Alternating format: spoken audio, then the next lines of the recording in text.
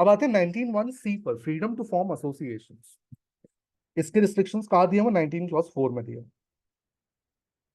It guarantees to all its citizens the right to form associations. अब सबके पास association बनाने का राइट है, और यूनियंस और कोऑपरेटिव सोसाइटीज। तो एसोसिएशन का मतलब it can be a union, it can be a cooperative society, it can be an association, it can even be what do you say, a partnership firm, or let's say a corporation। ये सब इसी में आ जाता है।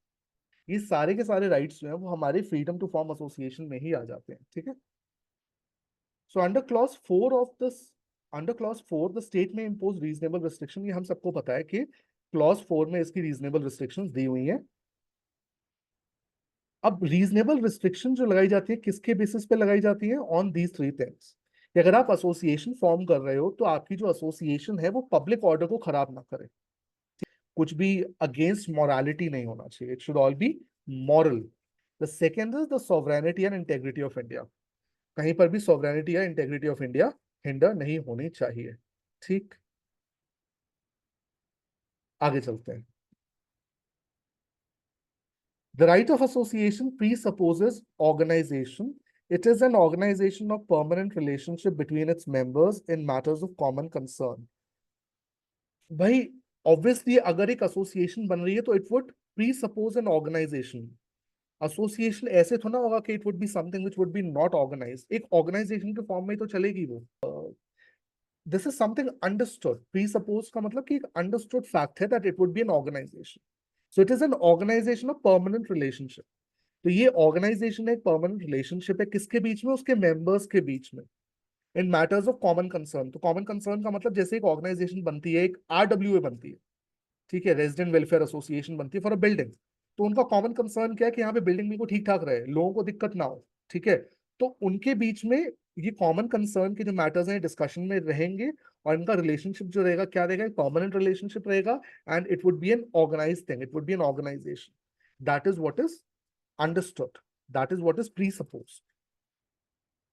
It does include right to form, जैसे मैंने अभी बताया था आपको कि यहाँ पर सिर्फ कोऑपरेटिव सोसाइटीज और यूनियंस की बात नहीं हो रही है। It can be companies, societies, partnerships, trade unions, political parties, ये सब एसोसिएशन का पार्ट है। It is all a part of association.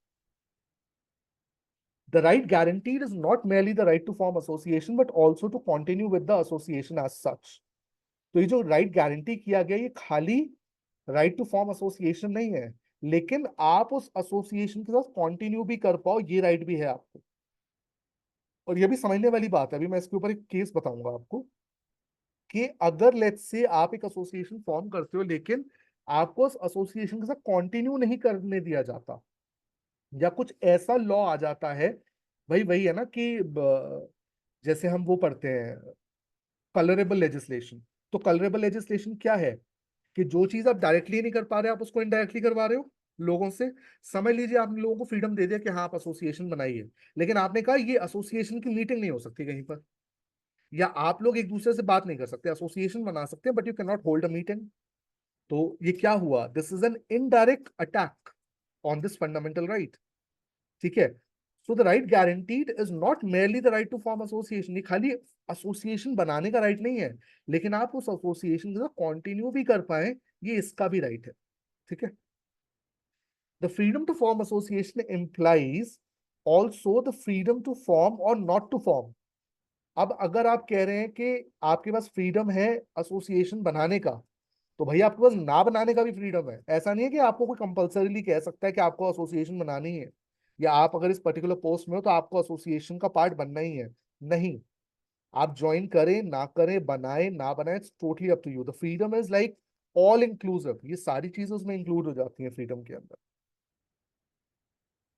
अब ये Damayanti versus Union of India case है। यहाँ पर क्या हुआ था, मैं इसका थोड़ा सा वैसे बेस बता देता हूँ, बाकी फिर आगे पढ़ेंगे। कि यहाँ पर ना एक जो एसोसिएशन थी उसके अंदर कुछ ऐसे मेंबर्स लगातार जोड़े जा रहे थे जो कि बाकी लोगों को बर्दाश्त नहीं थे। They didn't want to have those members there.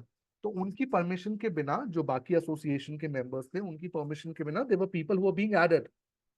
तो यहाँ पर यही कहा गया, the court held that the right to form an association necessarily implies that the person forming the association have also the right to continue to be associated with only those अब ये बात ना हाईलाइट करने वाली है, with only those whom they voluntarily admit in association. यानी कि अगर मेरे पास ज्वाइन करने का राइट है एक एसोसिएशन, तो मैं उन्हीं लोगों के साथ रहना चाहूंगा जिनके साथ मैंने ओरिजिनली एसोसिएशन बनाई थी। अगर बाद में उसमें और ज्यादा मेंबर्स ऐड कर दिए जाते हैं, तो कहीं ना कहीं मेरा जो राइट है दैट इज गेटिंग वायलेटेड। या उस अगर एसोसिएशन में वो सब लोग डाले जाते हैं जिसको मैं नहीं चाहता कि वो, लेट्स से कि मैं एक पॉलिटिकल पार्टी चला रहा हूँ, जो हम सब मेंबर्स हैं, हमने सोचा कि हमारी कॉमन आइडियोलॉजी रहेगी कि ये आइडियोलॉजी है हमारी, ठीक है। अब क्या होता है कि हमारा जो लीडर है उसकी सोच बदल जाती है, वो कहता है कि नहीं, इस आइडियोलॉजी पे ठीक है हमारी एसोसिएशन बनी थी, बट अब मैं चाहता हूं कि ये हमारी एक्स आइडियोलॉजी है, वाई आइडियोलॉजी वाले भी हमारे साथ आए। If we have this X ideology, हमारे साथ वाई आइडियोलॉजी वाले भी हमारे साथ ज्वाइन करें। वो सबको ज्वाइन करवा लेता है, उन सबको जो कि हमारी आइडियोलॉजी से अलग थे, जिनके साथ हम कोई भी ऐसा लिंक शेयर नहीं करते थे या कोई भी ऐसी सोच शेयर नहीं करते थे, वो भी ऐड हो जाते हैं। तो यहां पर my this particular right is getting violated.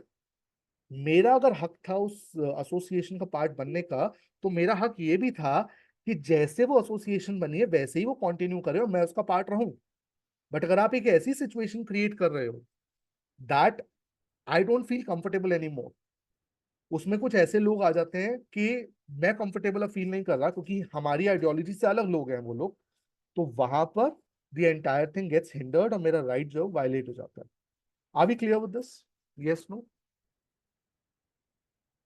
अब इसमें यह भी कहा गया है कि अगर कोई ऐसा लॉ बनाया जाता है जिसके अंदर किसी की मेंबरशिप को, जिन्होंने वॉलेंटरली ज्वाइन किया है, अगर वो मेंबरशिप छीन ली जाती है, खींच ली जाती है, उनसे ले ली जाती है, तो वहां पर भी the same right is getting violated. ये जो हमारा एसोसिएशन का राइट है वो वायलेट हो जाता है, ठीक है। तो किसी भी एसोसिएशन से किसी को निकालना भी आसान बात नहीं है। अगर वो चाहे तो रिट पिटिशन डालकर या फिर कोर्ट में अपना फंडामेंटल राइट की दुहाई लगाकर वो आपको चैलेंज कर सकता है कि मुझे एसोसिएशन से क्यों निकाला गया है। There has to be a reason for it, right? चलिए आगे चलते हैं। Okay Nair versus Union of India, Supreme Court held that. अब यहाँ पर क्या हुआ था कि डिफेंस एस्टैब्लिशमेंट जो होती है उसमें जो नॉन कम्बैटेंट जो लोग होते हैं, जैसे वहां पर कोई जूते रिपेयर करने वाला है, कोई कपड़े धोने वाला है, बावर्ची है, इन्होंने कहा कि आर्म फोर्सेस में ना यूनियन नहीं बना सकते। तो ये जो डिफेंस वाले लोग होते हैं इनको ना यूनियंस बनाना अलाउड नहीं होता, दे डोंट मेक यूनियंस। तो इसमें जो सिविल वाले लोग थे, यानी कि वो जो नॉन कम्बैटेंट थे, जो लड़ते नहीं थे, उन्होंने कहा कि हम लोग तो यूनियन बना सकते हैं, we can make unions because we are not non combatant, we don't fight और वी आर नॉट सोल्जर्स। तो यहां पर सुप्रीम कोर्ट ने कहा था कि जो सिविलियन एम्प्लॉयज है ऑफ द डिफेंस एस्टैब्लिशमेंट, वो भी आर्टिकल 33 के अंडर आएंगे। They are also part of arm forces and they are also not entitle to form trade unions. वो भी अपनी ट्रेड यूनियंस नहीं बना सकते, they can not have their unions, right? Although they are non-combatants and in some matters governed by the civil services rules, yet they are integral to armed forces. कई बार ऐसा होता है कि इनको क्या करना होता है, they have to accompany the soldiers at different places to different places, और इनको कहीं ना कहीं उनके साथ ही काम करना होता है। तो ये भी बहुत इंटीग्रल पार्ट है of the arm forces, and हम ये नहीं कह सकते that they are not a part of arm forces. इसलिए ये जो यूनियन बनाने वाला जो लॉ है, जो इन लोगों को कहीं ना कहीं रिस्ट्रिक्ट करता है that they can not make trade unions, the same applies to these civilian employees as well. जो सोल्जर्स नहीं है उनके ऊपर भी ये लॉ अप्लाई करता है, ठीक है।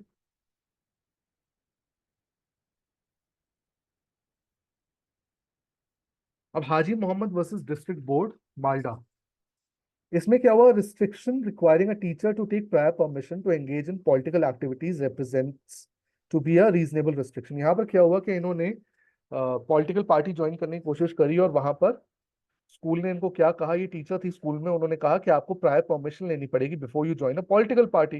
इन्होंने कहा भाई मेरा तो राइट है टू फॉर्म एसोसिएशन, मुझे फंडामेंटल राइट है मेरे पास। तो यहां पर तो कोर्ट सेड कि वो फंडामेंटल राइट आपके पास जरूर है, लेकिन there is a certain discipline when you are a teacher. अगर आप एक गवर्नमेंट एम्प्लॉय है या एक टीचर है, तो आपके पास कुछ आपका कुछ डिसिप्लिन होता है, कुछ टर्म्स एंड कंडीशंस होते हैं which you have to follow. तो it is a part of that कि आप नहीं बना सकते, या एक पॉलिटिकल पार्टी का पार्ट नहीं बन सकते, या आप एक पॉलिटिकल एसोसिएशन का पार्ट नहीं बन सकते. That is what the court held. Ramakrishna versus President District Board, Nellore. A government order requiring municipal teachers not to join unions other than those officially approved. अब यहाँ पर जैसे पिछला वाला था उसमें हम कहेंगे कि अगर पॉलिटिकल पार्टी ज्वाइन करने से या पॉलिटिकल एक्टिविटीज ज्वाइन करने से मना किया जा रहा है because of terms and conditions, या फिर डिसिप्लिन की वजह से मना किया जा रहा है एक एम्प्लॉय को या एक टीचर को, तो हम यहाँ पर भी कह सकते हैं कि भाई म्युनिसिपल टीचर्स हैं और उनको यूनियन ज्वाइन नहीं करने दिया जा रहा, तो ये भी वाजिब होगा? नहीं, ये वाजिब नहीं है. क्योंकि टीचर्स की यूनियन होना या एम्प्लॉयज की यूनियन होना एक अलग बात होती है, पॉलिटिकल एक्टिविटीज को ज्वाइन करना एक अलग बात होती है. वहां पर जो रिस्ट्रिक्ट किया गया था दैट वाज पॉलिटिकल एक्टिविटीज, जो मना किया गया था. यहाँ पर इन्होंने कहा कि अगर ये कहा जा रहा है कि सिर्फ जो ट्रेड यूनियंस या सिर्फ जो यूनियंस गवर्नमेंट अप्रूव कर रही है सिर्फ उन्हीं को ज्वाइन कर सकते हो आप, तो यहाँ पर हमारा ये फंडामेंटल राइट वायलेट होगा. This fundamental right would get violated then, right? So they cannot be restricted in terms of which union they can join. वो कोई भी यूनियन ज्वाइन कर सकते हैं, that is totally up to them. ठीक.